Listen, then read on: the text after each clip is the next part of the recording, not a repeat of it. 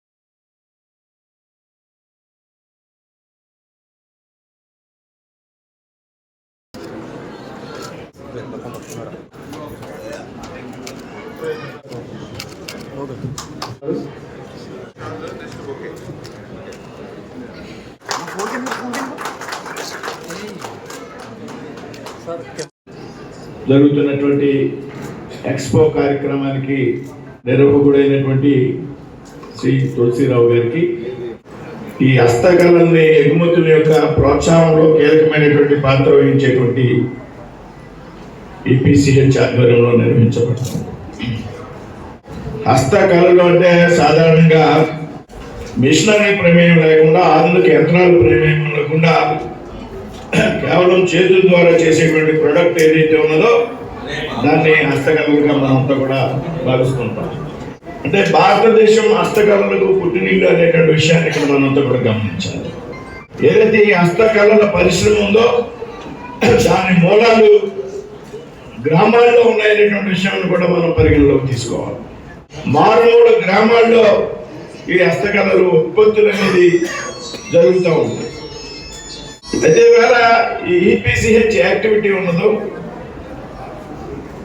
ఏ విధంగా హస్తకళలు ఉత్పత్తిదారులు, తయారీదారులు ఎవరైతే ఉన్నారో వారికి మార్కెటింగ్ చాలా అవసరం. వీళ్ళందరినీ కూడా ఒకే వేదిక మీదకి తీసుకొచ్చి ఈపీసీహెచ్ ద్వారా వారి ఉత్పత్తులకి గిరాకీ ఉండే విధంగా, వారి ఉత్పత్తులకి అమ్మకాన్ని ప్రోత్సహించే విధంగా, లేకపోతే ఉత్పత్తులకి అంతర్జాతీయంగా ఎక్స్పోర్ట్ చేయడం ద్వారా ఈ హస్తకళ పరిశ్రమకు ప్రోత్సాహం ఇచ్చే విషయంలో పెద్ద ముఖ్యమైనటువంటి పాత్ర పోషిస్తూ ఉంది ఈపీసీహెచ్. అంటే వాళ్ళ ప్రొడక్ట్ తయారవడమే కాదు, ఆ ప్రొడక్ట్ అమ్ముడు పోవాలి, దానికి మార్కెటింగ్ క్రియేట్ చేయాలి. దానికి వేదికగా ఇవాళ ఈపీసీహెచ్ ఉన్నదనేటువంటి విషయాన్ని మనంతా కూడా గమనించాలి. ఇక్కడ ఇందులో ముఖ్యమైనటువంటి భూమిక పోషిస్తున్నటువంటి స్థానికంగా ఉన్నటువంటి మన తులసిరావు గారు. ఇవాళ నర్సాపూర్ లేసు పరిశ్రమ అంటే ప్రపంచంలోనే అత్యంత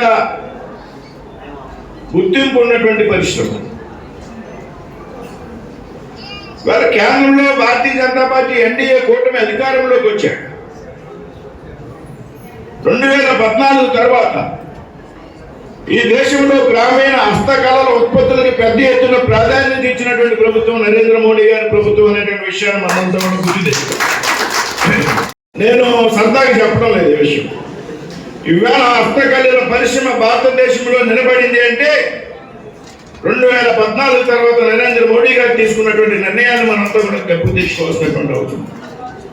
కొప్పాక బొమ్మలు తయారు చేసేటువంటి ఏటు కొప్పాక అనేటువంటి గ్రామాన్ని గుర్తించి అక్కడ ఈ బొమ్మల తయారీకి మూల పురుషుడైనటువంటి ఎవరైతే సిఎన్ రాజు, సిపి రాజు, ఒక పేరు ఉంది సిఎన్ రాజు, వారికి మొట్టమొదటిసారిగా భారతదేశంలో పద్మ అవార్డు, పద్మశ్రీ ఇచ్చి సత్కరించినటువంటి నరేంద్ర మోడీ గారి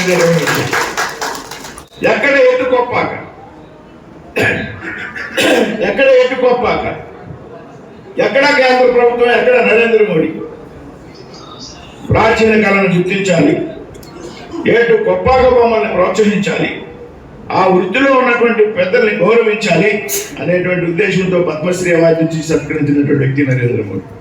ఎందుకంటే ఈవేళ ఏదైతే ఈ రాష్ట్రంలో నిరుద్యోగ సమస్య ఏదైతే పెద్ద ఎత్తున ఉందో, ఎందుకంటే గత 5 సంవత్సరాల్లో ఏదైతే ఈ యొక్క రాష్ట్రానికి వచ్చినటువంటి పరిశ్రమలు, పారిశ్రామికవేత్తలు ఎట్లా ఇతర పొరుగు రాష్ట్రాలకి పోయారో మనందరం కూడా చూసాం. ఎందుకంటే ఆ రోజు రాష్ట్ర విభజన జరిగినటువంటి పరిస్థితుల్లో, ఆ రోజు 2014లో ఆ రోజు చంద్రబాబు నాయుడు గారు ఆయనే ఆంధ్రప్రదేశ్ రాష్ట్రానికి ఒక బ్రాండ్ గా ఉండి ఆ రోజు పెద్ద ఎత్తున పరిశ్రమలు, పారిశ్రామికవేత్తల్ని ఈ రాష్ట్రానికి తీసుకొచ్చినటువంటి పరిస్థితుల్లో దురదృష్టవశాత్తు 2019లో రాష్ట్ర మరో ప్రభుత్వం మారిన తర్వాత మళ్ళీ అవన్నీ కూడా పొరుగు రాష్ట్రాలకు పోయినటువంటి పరిస్థితి మనం చూసాం. అందులో పర్టికులర్ గా ఏదైతే ఒక లూలు మరి ఏదైతే కానీ, అదేవిధంగా ఒక జాకీ కంపెనీ కానీ, ఒక అమర్ రాజా కానీ, ఒక కియో ఎక్స్టెన్షన్ కానీ, ఇట్లా ఎన్నో ఇండస్ట్రీస్ పొరుగు రాష్ట్రాలకు పోయినటువంటి పరిస్థితి, పారిశ్రామికలు వెళ్ళిపోయినటువంటి పరిస్థితి. మళ్ళీ ఈ రోజు మీ అందరి ఆశీర్వాదంతో ఈ రోజు తెలుగుదేశం, జనసేన, బీజేపీ ప్రభుత్వం ఈ రోజు ఈ రాష్ట్రంలో అధికారంలోకి వచ్చిన తర్వాత మళ్ళీ ఏదైతే ఆ పరిశ్రమలను, పారిశ్రామికవేత్తలను మళ్ళీ ఈ రాష్ట్రానికి తీసుకొచ్చేటువంటి ప్రయత్నం ఎంత పెద్ద ఎత్తున జరుగుతుందో మీ అందరికీ తెలుసు.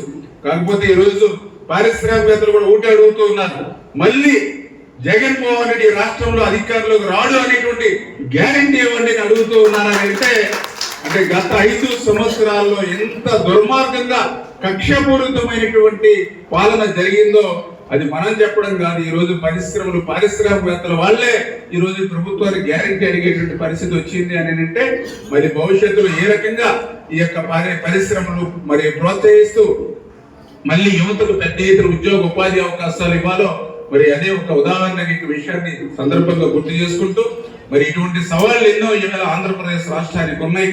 ఎందుకంటే ఆ రోజు 2014లో రాష్ట్ర విభజన వల్ల జరిగినటువంటి నష్టానికంటే 2019-24లో జరిగిన పాలన వల్ల ఆంధ్రప్రదేశ్ ఎక్కువ నష్టం జరిగింది.